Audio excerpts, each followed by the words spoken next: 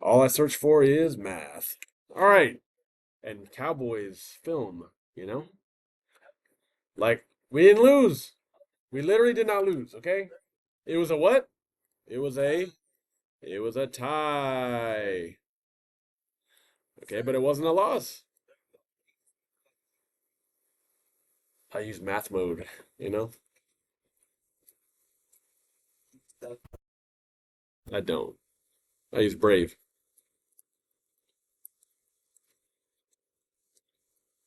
Okay, continue. All right, so without further ado, uh, your assignment from yesterday is called Vertex form of a quadratic. Does everyone have that from yesterday? Yeah, Okay, well, today's the day you do anything on it, right? that's what it's Well, or today, if you finish, right? tomorrow will be better.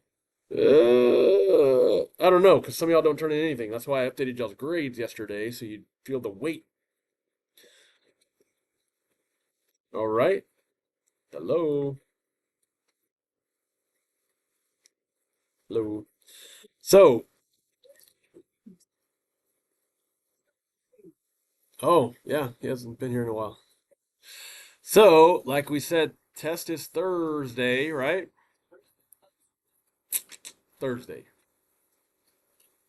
What was the test? We're gonna review tomorrow and test Thursday, right? Oh, bet. Okay.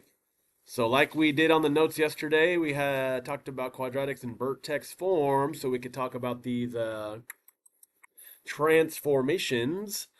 Uh, are y'all able to identify A, H, and K like we did yesterday? We'll revisit that on this warm up, and then we have to be able to explain the transformations, right? Embedded in this is stuff from previous days, uh, targets and criteria, is the axis of symmetry, vertex, domain, and range. That stuff was from last week. Okay, so make sure you're focused up here. Okay, so first things first, we should be able to find the axis of symmetry once we find the vertex, right? So if it was in standard form, we could use x equals negative b over 2a, but we don't need to mess with that because you're allowed to use Desmos. Okay, let's Desmos this thing. All right, let me pull it up. Okay, does everyone have their Chromebook? Okay, so for example, you could do it this way. Negative 2 x plus 3 is in the parentheses squared plus 7. How do I get the vertex? The point where Okay, it's where we change directions, right? We're going from increasing to decreasing. We click that vertex. Where does it go in my table? I know you know. Other folks here. In the middle of our table is where we put that vertex so we can get some good points that we can graph on our little graph when we do the assignment. Okay. Negative 3, 7. Hold on, it's hard to dual screen this thing. Okay, so make sure you put this part on your warm up. Okay, I know you don't have a graph on your warm up sheet. You will be doing this on your assignment you got yesterday, but the vertex we get negative 3, 7.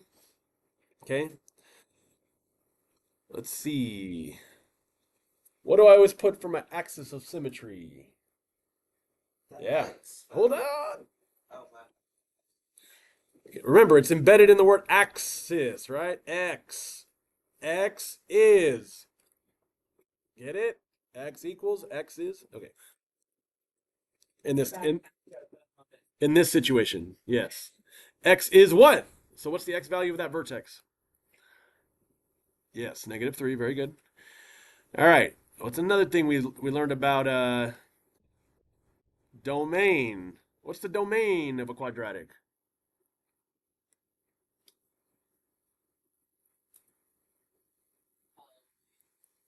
If it goes forever to the left and forever to the right, hey, all real numbers. Put that little weird R. Okay. And then the range. Let's go back to our Desmos. Now, from our vertex, are we going less than or greater than? Which way are we going? Okay. If we're starting at a maximum vertex and going downward, we are going to get all the values less than a y value. So yes, we're going to put, like we did on our last assignment, last notes, last week, we got to put y for range and less than, including the vertex, so less than or equal to that point. So that y value, we can take it out of the vertex. 7, not 6, just 7. Now, y'all remember the name of the basic quadratic? There's a name for it on our notes yesterday. That's If you had your notes, you could look at it right now and tell me. give us a hint. I might like what this is. Starts with a P. It's very basic.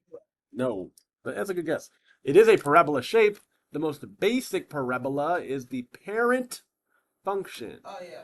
You know, we talked about parents are so basic, right? Okay, so the basic parent function yesterday on our notes was y equals x squared. There's no extra numbers. It's just x and squared. So from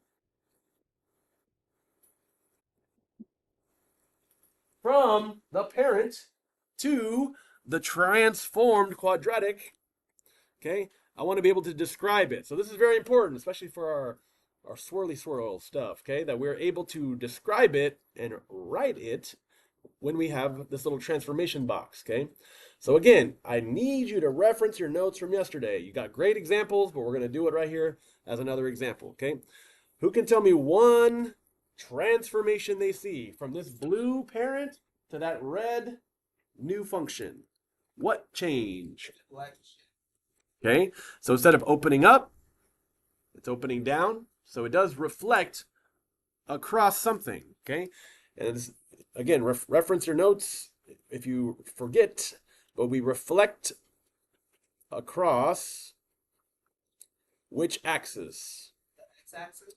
The x-axis. And what else? So you see how the vertex is not at 0, 0. It's over here at, if I can get to it, 3, 7. So what happened to get from 0, 0 to 3, 7? Which way did it transform? Which way did it shift?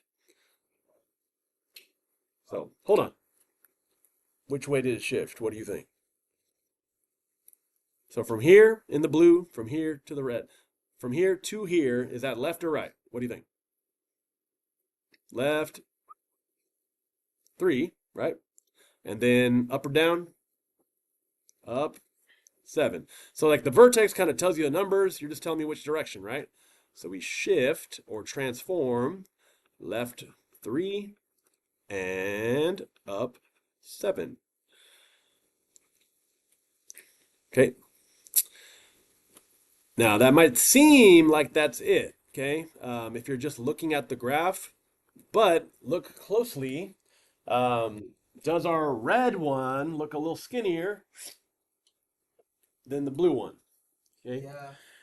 It does, okay, but sometimes looks are deceiving. Make sure you take a look at that equation. What was our original equation? It didn't just start with the negative, it started with the negative 2. And that's what we're supposed to be successfully criteriaing, is being able to identify that A value, okay? That number in front of the parentheses or in front of that X is our A value, which tells us if it's going to vertically stretch and look skinnier, or vertically compress and Wait, look it's like less than 1, greater than 0. It's going to look a little wider, okay? A little stretched out this way, okay? But we call it vertically compressed. So, so is this, looking back at Desmos, is that going to be vertical stretch or vertical compression? What do you think? So you just told me compression is when the number is less than 1, right? Now, I know negative 2 is less than 1, but ignore the negative sign. 2 is greater than 1, right? So that's why the red one is a little skinnier, okay? A little vertically stretched, okay? So I gave y'all this example on the warm-up just to make sure I hit every single possible transformation. But this is a vertical stretch because that number in front of the x right here, that a value, ignoring the negative sign, is greater than 1. Okay? Now, if you did not get the notes yesterday, lost the notes yesterday, were absent yesterday, I got copies for you in the back in the blue bin. But I really need y'all working on that assignment from yesterday, okay? Who needs it? So everyone that is here was here yesterday. Okay, so please have that out. And I'm going to come around for some of y'all to do some quiz and test corrections as well. Got to get these grades up because everything's due Friday. Yes?